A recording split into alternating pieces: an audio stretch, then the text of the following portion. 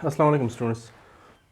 अब question number 2 start करते हैं। क्वेश्चन 2 का पार्ट फर्स्ट जो है वो है limit x tends to 4 minus 6 divide by x minus 4 whole square. तो यहाँ पे अगर हम x 4 पुट करेंगे तो नीचे 0 आएगा, और हम इसके साथ जो भी करें हमारे पास जो है ना, हम अनडिफाइंड को अवॉइड नहीं कर सकते। मतलब ये है कि हर सूरत में इसकी जो वैल्यू है वो अनडिफाइंड आएगी। इसका मतलब ये है कि फंक्शन जो है ना, ये जो एक्सप्रेशन या फंक्शन है, ये x टेंस टू 4 के करीब ये फंक्शन जो है ना, ये डिफाइन नहीं है। ठीक है, तो चलो इसमें वीडियो पुट कर लें आप लोग। तो ये हो जाएगा -6 डिवाइड बाई 4 माइनस 4 का स्क्वायर, तो यह आ जाएगा -6 डिवाइड बाई 0 का स्क्वायर, तो -6 डिवाइड बाई 0 जो अनडिफाइंड है। ठीक है, तो function is not defined when x tends to 4। ठीक है, अच्छा जो नेक्स्ट पार्ट है उसमें अगर आप डायरेक्ट वैल्यू पुट करेंगे तो आपके पास आ जाएगा 1/3 माइनस 1/3 डिवाइड बाई 0, तो 0/0, तो ये अनडिफाइंड आएगा। मगर अगर हम इसको थोड़ा सा चेंज करें, चेंज किस तरह करेंगे कि आप ऊपर एलसीएम ले लें, लिमिट x टेंस टू 0, और इसका जो एलसीएम है हमारे पास वो है x प्लस 3 इंटू 3। ठीक है, तो ये जब आप इस पे डिवाइड करेंगे तो यहाँ पे 3 आ जाएगा, और यहाँ पे इसको आप इस पे डिवाइड करेंगे तो ये आ जाएगा x प्लस 3, और नीचे x अपनी जगह पे आ जाएगा। तो लिमिट x टेंस टू 0। अच्छा, ये जो नीचे वाला पार्ट है ये नीचे हम लिख सकते हैं, तो ये हो जाएगा 3x प्लस 3 इंटू एक्स, और ये आ जाएगा 3 माइनस एक्स माइनस 3, तो ये कैंसिल हो जाएगा। ठीक है, और ये हो जाएगा लिमिट x टेंस टू 0। यहाँ पे आप चेक करें -x आ गया। अब यहाँ पे फ़ायदा क्या है, ये x और ये x जब कैंसिल हो जाएगा तो हमारे पास अनडिफाइंड वाली सिचुएशन ख़त्म हो जाएगी। तो हम यहाँ पे लिख सकते हैं -x divided by 3x plus 3 into x. अब ये x और ये x ख़त्म हो जाएगा, नीचे ऊपर क्या रह जाएगा, -1।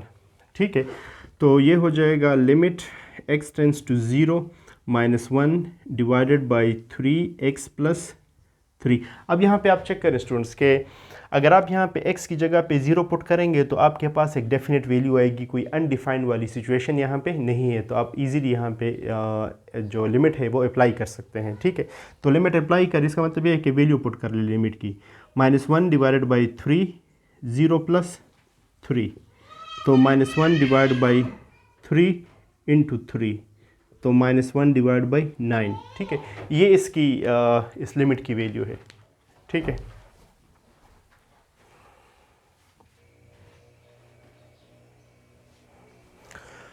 पार्ट सी जो है ना स्टूडेंट्स, वो है limit x tends to 5 x square root minus 5 square root divide by x minus 5। अगर इसमें आप डायरेक्ट वैल्यू पुट करेंगे तो ये 5 square root minus 5 square root, यहाँ पे 0, यहाँ भी 0 आ जाएगा, तो ये 0/0 वाली फॉर्म आ जाएगी जो अनडिफाइंड है। ठीक है, तो इसको हम इस तरह कर लेंगे कि दो तरीके हैं, या तो आप इसको लिख लें x स्क्वायर रूट का स्क्वायर माइनस 5 स्क्वायर रूट का स्क्वायर, और जिससे फार्मूला बन जाएगा। ठीक है, जिससे एक पार्ट से ये कैंसिल हो जाएगा। और दूसरा तरीका ये है कि आप इसके जो न्यूमिनेटर है उसको आप रैशनलाइज करें। ठीक है, तो पहले वाला क्वेश्चन हमने स्क्वायर रूट लेके स्क्वायर से किया, तो अब इसको रैशनलाइज करते हैं, सेकंड मेथड से करते हैं। तो ये लिमिट x टेंस टू 5, और रैशनलाइज कर लें x square root minus 5 square root divide by x minus 5, multiply कर लें x square root plus 5 square root, और डिवाइड भी कर लें x square root plus 5 square root. ठीक है, तो यह हो जाएगा लिमिट x टेंस टू 5, ऊपर मल्टीप्लाई करने से हमारे पास फार्मूला बन जाएगा a plus b into a minus b. तो यह हो जाएगा x स्क्वायर रूट का स्क्वायर माइनस 5 स्क्वायर रूट का square divided by x minus 5 into x square root plus 5 square root. ठीक है, तो ये बन जाएगा हमारे पास लिमिट x टेंस टू 5, यहाँ पे x माइनस 5 ब्रैकेट में कर लें क्योंकि हमने इसके साथ कैंसिल करना है, यहाँ भी x माइनस 5, और आ जाएगा x square root plus 5 square root, ये और ये कैंसिल हो जाएंगे। ठीक है, अब हम लिमिट यूज़ कर सकते हैं। X square root plus 5 square root. जब आप लिमिट अप्लाई करेंगे, क्योंकि यहाँ पे अप्लाई करने से हमारे पास अनडिफाइंड नहीं आएगा, डिफाइंड वैल्यू आ जाएगी, तो ये हमारे पास हो जाएगा 1 divided by 5 square root plus 5 square root, तो 1 डिवाइड बाई 2 स्क्वेयर रूट 5। ठीक है, तो ये इस फंक्शन की वैल्यू है जब x 5 के करीब होगा।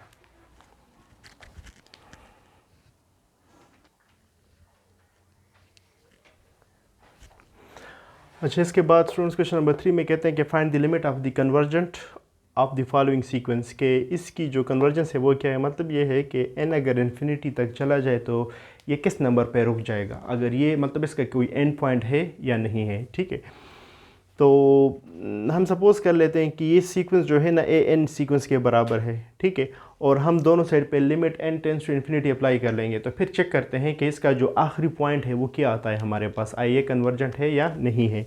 ठीक है, तो उसके लिए हम इस तरह करते हैं कि limit n tends to infinity और an,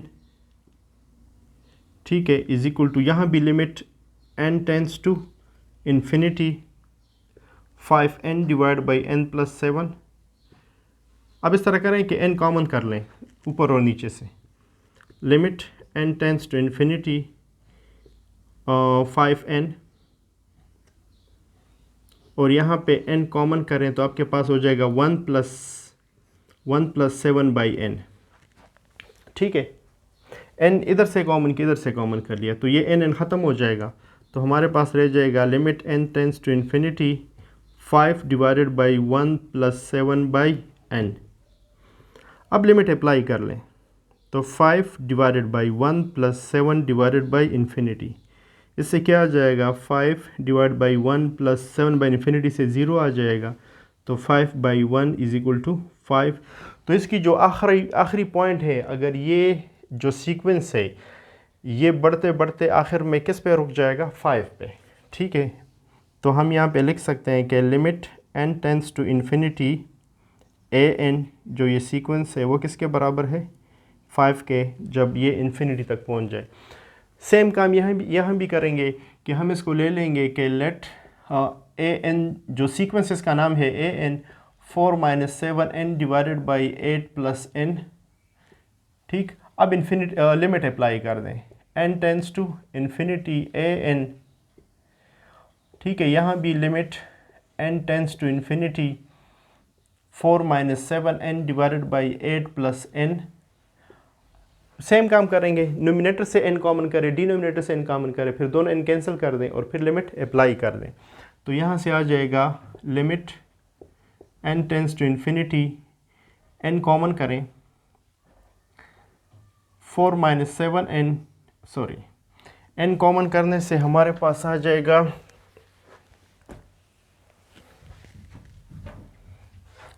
n कॉमन करें तो आ जाएगा 4 by n minus 7 divided by 8 by n plus 1।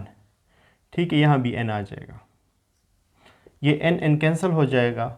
अब लिमिट अप्लाई कर दें आप, limit n tends to infinity 4 divide by n minus 7 divide by 8 divide by n plus 1। ठीक है, तो ये हो जाएगा 4 by infinity minus 7 divide by 8 by infinity plus 1। तो इसका जो लिमिट पॉइंट आ जाएगा यहाँ पे 0 माइनस 7 डिवाइडेड बाई 0 प्लस 7, तो माइनस 7 बाई 1 से क्या आ जाएगा, 7। तो इसका जो लिमिट पॉइंट है वो हमारे पास स्टूडेंट्स बराबर है 7 के। ठीक है, इसका जो आखिरी पार्ट है स्टूडेंट्स वो है कि -1 पावर n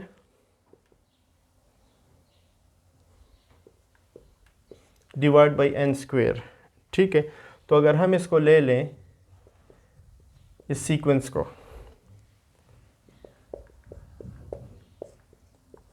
ठीक है, और लिमिट अप्लाई करें तो हमारे पास ये जो है अनडिफाइंड आएगा। लिमिट अप्लाई कर ले n tends to infinity an, ठीक है, limit n tends to infinity -1 power n divide by n square. तो आप जो डिनोमिनेटर है इससे आप n ख़त्म नहीं कर सकते।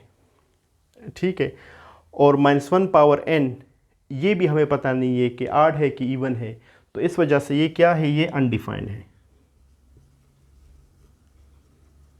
ठीक है, अगर सिर्फ 1 होता तो हमारे पास ये क्या आ जाता, 0, इसका जो लिमिट पॉइंट है वो 0 आ जाता। मगर माइनस ये जो पावर n है ये हमें ये नहीं बताता कि ये 8 है कि इवन है, तो ये सारी सिचुएशन की वजह से ये क्या है, ये अनडिफाइंड है।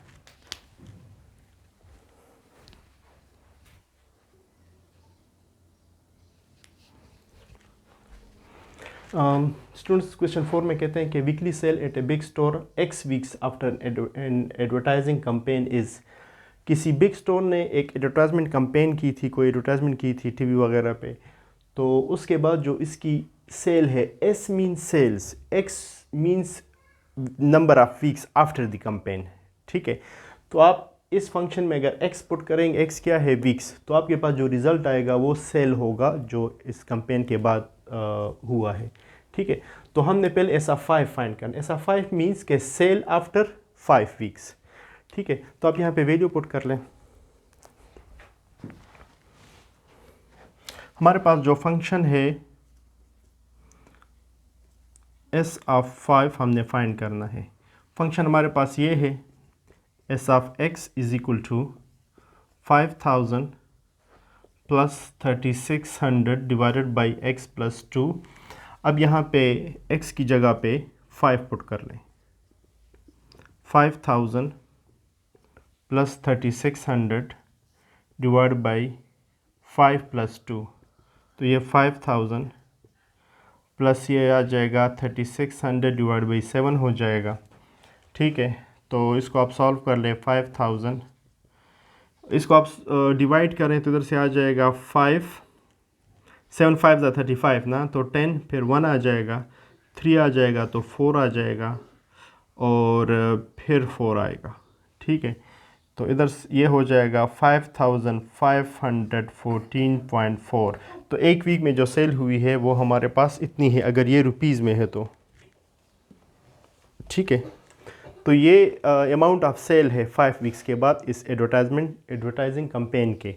ठीक है, अब हमने limit x tends to 5 find करना है। जो पार्ट बी है हमारे पास वो है limit x tends to 5 S(x). इसका मतलब क्या, इन दोनों में फ़र्क क्या है, SA5 और x टेंस टू 5 S(x). इसका मतलब ये है कि 5 वीक एग्जैक्टली 5 वीक के बाद क्या सेल हुई है, और इसका मतलब ये है कि 5 वीक के करीब, यानी 5 वीक से थोड़ा सा कम टाइम और 5 वीक से थोड़ा सा ज़्यादा टाइम। क्योंकि लिमिट की जो वैल्यू है ना, ये हमारे पास पॉजिटिव भी हो सकती है जब आप पॉजिटिव साइड से जाते हैं, और नेगेटिव साइड से भी हो सकती है। पॉजिटिव साइड मीन्स कि थोड़ा सा ज़्यादा, नेगेटिव साइड मीन कि थोड़ा सा कम। ठीक है, तो चलो फाइंड करते हैं limit x tends to 5 S(x), और यहाँ पे आप limit x tends to 5 S(x) की जगह पे फंक्शन पुट कर लें। 5000 plus 3600 divided by x plus 2। ठीक है, अच्छा, अब आप यहाँ पे देख लें कि अगर हम 5 पुट करते हैं तो हमारे पास कोई अनडिफाइंड वाली सिचुएशन नहीं है, हम जो है ना कोई डेफिनेट वैल्यू हमें मिल सकती है, तो इसलिए हम स्ट्रेट अवे फंक्शन पुट कर लेंगे, स्ट्रेट अवे हम लिमिट की वैल्यू पुट कर लेंगे जो 5 है। तो ये हो जाएगा 5000 प्लस 3600 डिवाइड बाई 5 प्लस 2, तो 5000 प्लस 3600 डिवाइडेड बाई 7, तो सेम वैल्यू आ जाएगी क्योंकि यहाँ भी और ये पे सेम सिचुएशन है, तो इससे आ जाएगा 5514.4 रुपीज़। ठीक है, ये सेल है वीकली एडवर्टाइजमेंट कैंपेन के बाद। ठीक है, अब इसका जो पार्ट सी है उसमें x टेंस टू 16 है। 16 वीक्स के बाद इसकी क्या सेल होगी, कि limit x tends to 16 S(x) हमने फाइंड करना है। ठीक है, तो आप जहाँ पे S(x) का फंक्शन पुट कर लें, limit x tends to 16 S(x) is equal to limit x tends to 16, और फंक्शन की वैल्यू हमारे पास है ये वाली 5000 plus 3600 divided by x plus 2। तो 16 पुट करने से अनडिफाइंड नहीं आएगा, तो आप यहाँ पे डायरेक्ट वैल्यू पुट कर लें x की। तो लिमिट आप अप्लाई कर लें तो ये हो जाएगा 5000 प्लस 3600 डिवाइड बाई 16 प्लस 2। ठीक है, तो इधर से आ जाएगा 5000, तो यह 18 हो जाएगा। 3600 डिवाइड बाई 18, तो ये यहाँ पे 20 आ जाएगा। तो 5200 इसकी सेल है 16 वीक्स के बाद। अच्छा, यहाँ पे डिक्रीज़ क्यों आ गया है? क्योंकि एडवर्टाइजमेंट जो कैंपेन है जितनी पुरानी होती जाएगी तो सेल कम होती जाएगी। ठीक है, क्योंकि एडवर्टाइजमेंट के रिसेंटली सेल ज़्यादा होती है और जब टाइम गुजर जाता है और एडवर्टाइजमेंट रुक जाती है तो सेल फिर कम हो जाती है। अगर कोई क्वेश्चन हो तो आप काइंडली कमेंट में पूछ लें।